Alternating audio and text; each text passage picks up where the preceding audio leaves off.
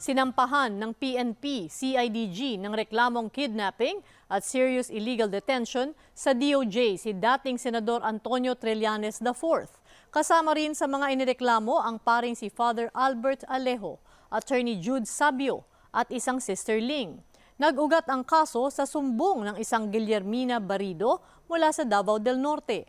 Sa sinumpaang salaysay ni Barido, na isinumite sa DOJ, nangyari umano ang krimen noong December 9 hanggang 21 ng taong 2016. Dinala umano siya ni Trillanes, Sabio at Ling sa isang staff ni Vice President Leni Robredo sa Holy Spirit Convent sa Quezon City, kung saan nasa 2 linggo umano siyang ikinulong sa loob ng isang kwarto.